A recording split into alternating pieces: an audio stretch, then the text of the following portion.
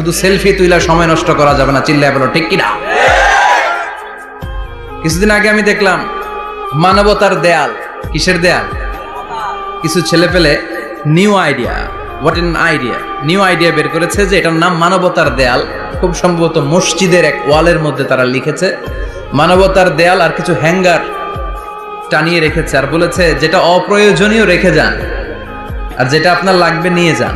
এই যে শীত, প্রচন্ড শীতে অনেকের জ্যাকেট নাই, আমাদের কয়েকটা করে জ্যাকেট, জাম্পার, সোয়েটার, চাদর, মাফলার, অনেকের একটাও নাই, আছে না নাই?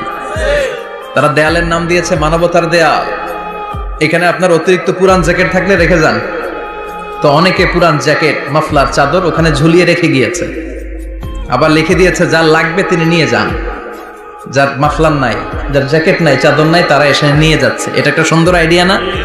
তো চায়ের দোকানে এই ছেলেপেলেগুলো যদি মারামারি করতো, অপরাজনীতি করতো, গুতাগুতি করতো, কিলাকিলি করতো, তাহলে মাথা থেকে এই আইডিয়াগুলো বেরোতো? কথা বলেন। Human capacity is amazing.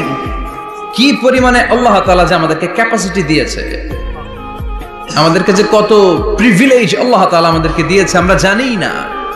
আমরা আমাদের দেহে কত শক্তি, সম্ভাবনা নিয়ে যে ঘুরে বেড়াই, আমরা অনুধাবন করি না। এজন্য সময়গুলোর কাজে লাগাও। কিন্তু আফসোসের সাথে লক্ষ্য করা যাচ্ছে যুবকদের চরিত্রকে ধ্বংস করে দেওয়ার জন্য যে কয়েকটা হাতিয়ার আছে সবগুলো বাংলাদেশে আছে না নাই? ইয়াবা আছে না নাই? ফেন্সিডিল আছে না নাই? হিরোইন আছে না নাই? মারিজুয়ানা আছে না নাই? এই ফেন্সিডিল, ইয়াবা আগে শুনতাম ইউনিভার্সিটির ছেলেরা খাইতো, এরপরে নাইমা আসলো কলেজে, এরপরে হাই স্কুলে, এখন প্রাইমারি ছেলেদের হাতে ওই ইয়াবা ঢুকছে, চিল্লা এখন ঠিক কিনা? দেশের যুব সমাজ আজকে কোথায়? পর্নোগ্রাফি, এক একটা মোবাইল এক একটা হিন্দি সিনেমার কারখানা। ইন্ডিয়ান নায়িকাদের কোমর দুলানো ডান্স আছে না নাই? স্মার্টফোন নিয়ে ছেলে স্মার্ট হয়, কিন্তু ইমান, আখলাক, চরিত্র সব শেষ। অপরাজনীতি, রাজনীতির নামে মন্দ, খারাপ, প্রতিহিংসামূলক ছাত্র রাজনীতি। নেতারা এই যুবক ছেলেদেরকে ইউজ করে, ওর বিরুদ্ধে ও মার, তুই ওরে মার, ওনারা থাকে অন্য জায়গায়, আছে না নাই? এভাবে আমাদের দেশের ছেলেদের চরিত্র, তাদের সম্ভাবনাকে আমরা নষ্ট করে দিচ্ছি। যুবক ভাইয়েরা, in the day of judgement, কিয়ামতের কঠিন ময়দানে আল্লাহ তাআলা 7 শ্রেণীর ব্যক্তিকে তার আরশের নিচে ছায়া দিবেন। এর মধ্যে এক শ্রেণী হচ্ছে তোমরা যারা যুবক, শাবুন নাশাআ ফি ইবাদাতিল্লাহ। ওই যুবক যারা তাদের যৌবনে, তাদের সময়টা, তাদের দিন, তাদের রাত তারা আল্লাহর ইবাদতে কাটিয়েছে। সুবহানাল্লাহ পড়েন। 7 শ্রেণীর মধ্যে 2টা শ্রেণী হলো যুবক। একটা হলো যৌবন সময়ে যারা আল্লাহর ইবাদতে রাত কাটায়, সময় কাটায়। আর দ্বিতীয় ওই যুবক, যে যুবককে কোনো নারী অন্যায় প্রেম করার পরকীয়ার অফার দেয়, ওই অফারকে ক্যান্সেল করে ওই যুবক বলে ইন্নী আখাফুল্লাহ, আমি এই পরকীয়ার দিকে যেতে পারি না, কারণ আমার অন্তরে ভয় আছে একজনের, তিনি কে? যাদের হৃদয়ে আছে আল্লাহর ভয়, তারা কবু পথ ভুলে যায় না। আল্লাহর প্রেম ছাড়া এই দুনিয়ায় কারো কাছে কোনো কিছু চায় না, ঠিক কি না? রাতের আধারে যারা সেজদাতে রয়, দু চোখের শ্রুতে নদী যেন বয়। আল্লাহু আকবার। তো তাহাজ্জুদ পড়বে কখন? ফজরে তো পড়তে পারে না, আছে না নাই? রাতের আধারে যারা সেজদাতে রয়, দু চোখের শ্রুতে নদী যেন বয়। ছলনার হাতছানি যতই ডাকুক, পেছনে ফিরেও সে তাকায় না। যাদের হৃদয়ে আছে আল্লাহর ভয়, তারা কবু পথ ভুলে যায় না। আল্লাহর প্রেম ছাড়াই দুনিয়ায় কারো কাছে কোনো কিছু চায় না। চিল্লায় বলেন ঠিক কিনা? তার মানে প্রথম হচ্ছে এক যুবক, যেই যুবক তার যৌবন কালের সময়টা আল্লাহর ইবাদতে কাটায়। দ্বিতীয় হলো এমন যুবক পরকীয়ার অফার পেয়ে সে বলে আমি ভয় পাই একজনকে, তিনি কে? এজন্য যুবক, তোমার অন্তর আল্লাহর ভয় থাকতে হবে। তোমার সময়টা এমনি কাটানো যাবে না, ইবাদতে কাটাতে হবে, ঠিক কিনা?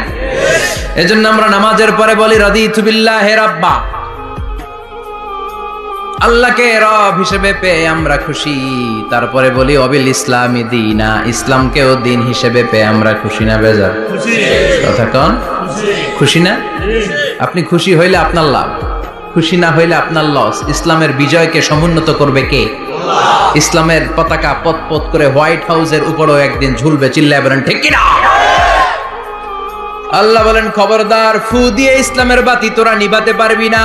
ইউরিদুনা লিয়ুতফিউ নূরাল্লাহি বিআফওয়াহিহিম ওয়াল্লাহু মুতিম্মু নূরিহি ওয়ালাউ কারিহাল কাফিরুন। ইসলাম বিরোধীরা চায় মুখের ফুৎকারে ইসলামের বাতিকে নিভিয়ে দিতে।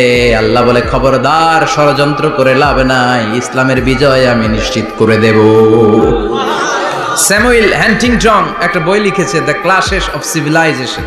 ওই বইতে তিনি বলেছেন, এই যে সভ্যতার সংঘাত, এত সভ্যতা, চায়না সভ্যতা, আর্য সভ্যতা, বৈদিক সভ্যতা, সিন্ধু সভ্যতা, মহেঞ্জোদারো সভ্যতা, ইরাকীয় সভ্যতা, মিশরীয় সভ্যতা, একটার পর একটা সভ্যতা পৃথিবীতে এসেছে, একটার পর একটা সুপার পাওয়ার।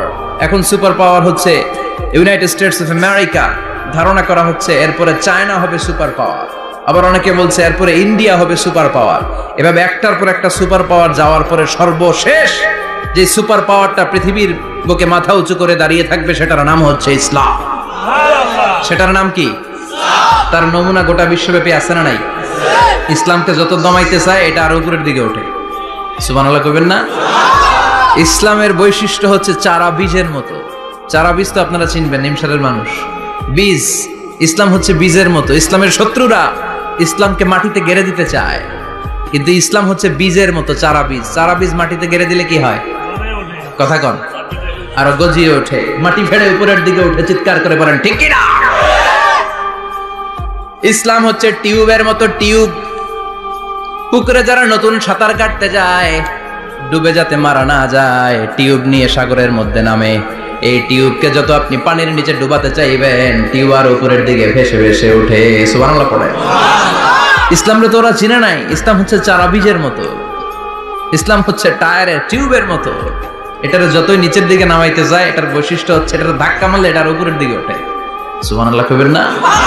গোটা বিশ্বব্যাপী আজকে ইসলামের গণজোয়ার, হাজার হাজার লোক কালিমা পড়ে মুসলমান হচ্ছে। গত কিছুদিন আগে আফ্রিকাতে এক লোক এক গ্রামের কয়েক হাজার মানুষকে এক ময়দানে দাঁড় করিয়ে একসাথে শাহাদাতের বাণী পাঠ করিয়ে মুসলমান বানায় ফেলছে। এই আফ্রিকার বুকে এতদিন আমেরিকার কাজ ছিল, এটারে বলে Tansir, Christian missionary. Lakh lakh dollar দিয়ে আফ্রিকার দেশগুলোর মধ্যে গরিব গরিব মুসলমানগুলোরে তারা নাসারা বানাতো। এই বিষয়টা যখন মুসলিম স্কলারদের নজরে এলো, এখন গোটা বিশ্বের সব মুসলিম স্কলাররা আফ্রিকায় যে ইসলামের দাওয়াতকে প্রচার করে দিচ্ছে। গ্রামকে গ্রাম খ্রিস্টান সম্প্রদায় লা ইলাহা ইল্লাল্লাহ মুহাম্মাদুর রাসূলুল্লাহ। ঝিনুকের ভেতর লুকিয়ে থাকে যেমন মতি, ঝিনুকের ভেতর লুকিয়ে থাকে যেমন মতি, কলমা শাহাদাতে আছে আল্লাহর জ্যোতি, কলমা শাহাদাতে আছে আল্লাহর জ্যোতি। পড়েন সবাই। ঝিনুকের ভেতর লুকিয়ে থাকে যেমন মতি, ঝিনুকের ভেতর লুকিয়ে থাকে যেমন মতি, কলমা শাহাদাতে আছে আল্লাহর জ্যোতি, কলমা শাহাদাতে আছে আল্লাহর জ্যোতি। ঠিক কি না? এই জ্যোতি যদি একবার কারো হৃদয়ের মধ্যে স্থান করে নেয়, এই নুরানি আলোর ছোটা যদি কারো হৃদয়ের মধ্যে জায়গা দখল করে নেয়, পৃথিবীর কোনো মতাদর্শ তার অন্তরের মধ্যে আর থাকতে পারে? গ্রামকে গ্রাম আফ্রিকাতে এখন কালিমা পড়ে পড়ে মানুষ মুসলমান হয়ে যাচ্ছে। সুবহানাল্লাহ পড়ে। একদিন আমেরিকার হোয়াইট হাউসের উপরেও কালিমার লা ইলাহা ইল্লাল্লাহর পতাকা পতপত করে উড়বে। চিল্লায় বলেন ঠিক কি না? এজন্য আমরা বলি ওয়াবিল ইসলামি দীনা, ইসলামকে ধর্ম হিসেবে পেয়ে আমরা খুশি না বেজার? ইউরোপ, আমেরিকাতে মসজিদের সংখ্যা বাড়ছে, দাওয়াতি কাজের সংখ্যা বাড়ছে। এমনকি হার্ভার্ড ইউনিভার্সিটিতে, অক্সফোর্ডে, ক্যামব্রিজের ভেতরে, MIT, Massachusetts institute of technology, সায়েন্সে যারা পড়ে এদের স্বপ্ন MITর ভিতরে ইসলাম ঢুকে গেছে। এজন্য ইসলামের আলোকে কেউ নিভিয়ে দিতে পারবে? ইসলামের গতিকে কেউ থামিয়ে দিতে পারবে? এটা অসম্ভব। এজন্য ইসলামের বিজয় সুনিশ্চিত। আমরা যারা লেগে থাকতে পারবো আমাদের কপালকে উজালা করে দিবে কে? আর বিরোধিতা যারা করব তাদের সব শেষ, দুনিয়াও শেষ, আখিরাতও আমও শেষ, সালাও। এজন্য আমরা বলি রাদিতু বিল্লাহি রাব্বা, আল্লাহ তোমার রব হিসেবে পেয়ে আমরা বড্ড খুশি। ওয়াবিল ইসলামি দীনা, ইসলামকে ধর্ম হিসেবে পেয়ে আমরা খুশি। ওয়াবি মুহাম্মাদিন রাসূলা, বিশ্ব নবীকে রাসূল হিসেবে পেয়েও আমরা খুশি না বেজার। এমন রাসূল, গোটা বিশ্বের শ্রেষ্ঠতম রাসূল, শ্রেষ্ঠতম ব্যক্তিত্ব, যার কাছ থেকে পজিটিভ কোনো জিনিস ছাড়া নেগেটিভ কোনো জিনিস প্রকাশিত হয় নাই, সব ইতিবাচক। Always come back positive, not go back negative. সব সময় পজিটিভ বলতেন, পজিটিভ ভাবতেন, পজিটিভ কাজ করতেন। কোন নেগেটিভ নেতিবাচক কোনো কিছু বিশ্বনবীর জীবনে খুঁজে পাওয়া যায়? চিল্লায় বলেন, খুঁজে পাওয়া যায়? As a father, as a husband, as a commander, as a lawyer, as a reformer of the society, Muhammad is the superman of the world. গোটা বিশ্ব এখন তাকে সুপারম্যান ভাবতেছে, boss, boss of the all bosses. পৃথিবীতে যত বস এসেছে সব বসের সবচেয়ে বড় বস হচ্ছে বিশ্বনবী মুহাম্মদ সাল্লাল্লাহু আলাইহি ওয়াসাল্লাম।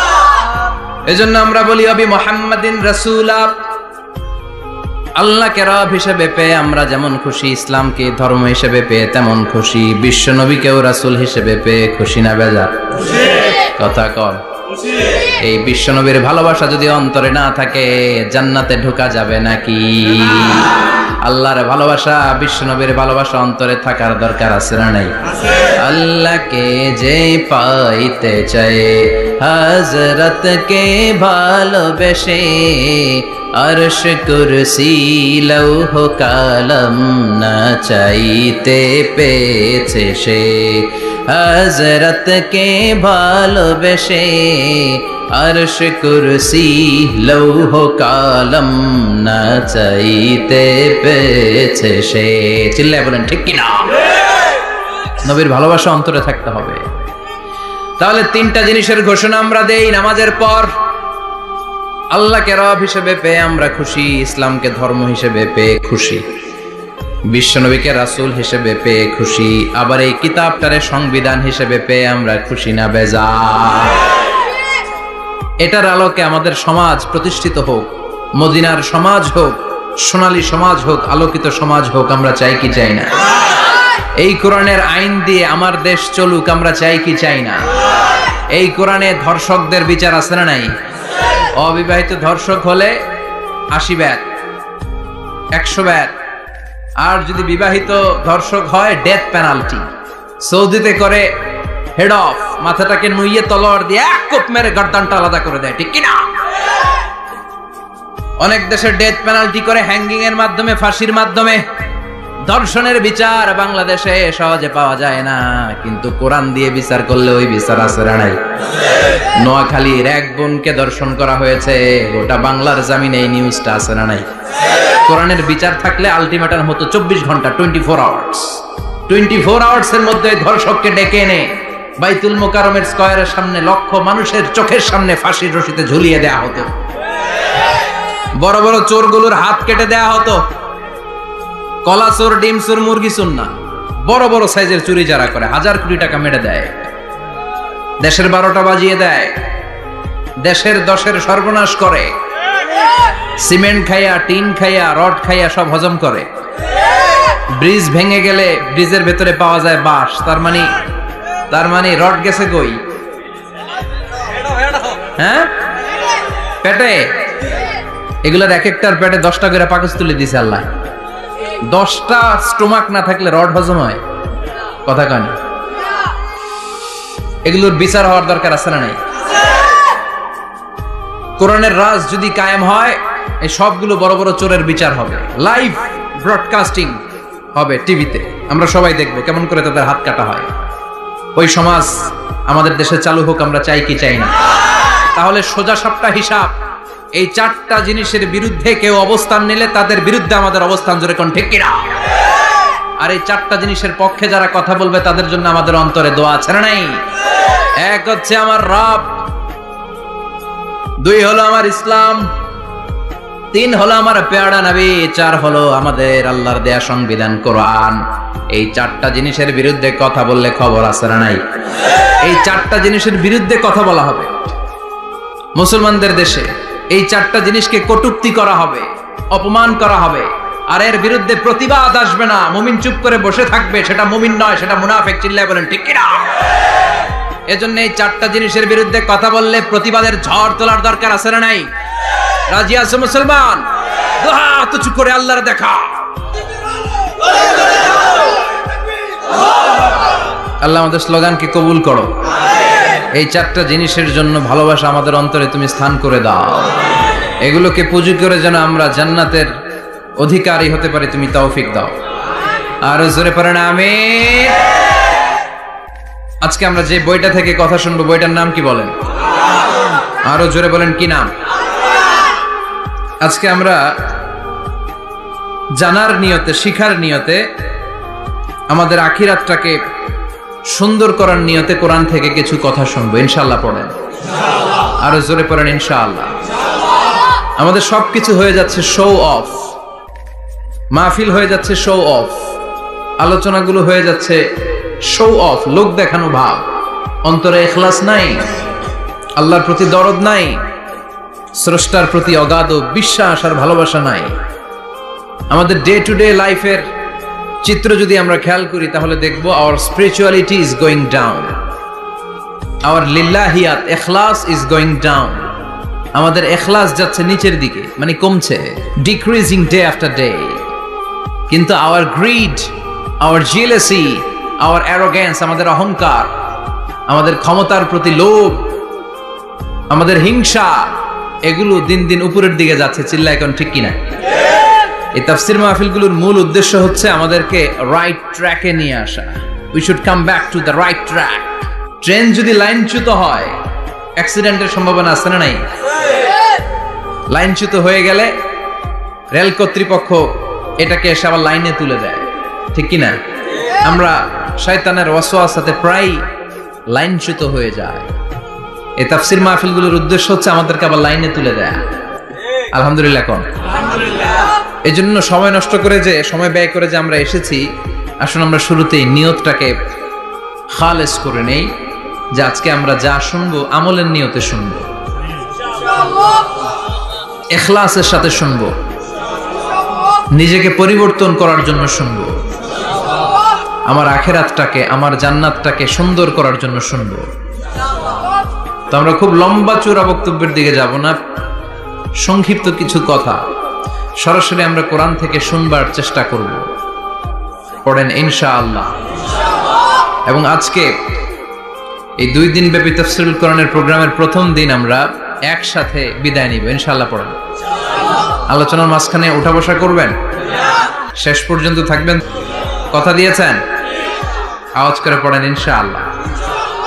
আসুন আমরা সরাসরি কোরআন থেকে শুনি, কেননা কোরআন থেকে কথা শুনলেই বরকত। কোরআন থেকে কথা শুনলে জীবন আলোকিত হয়।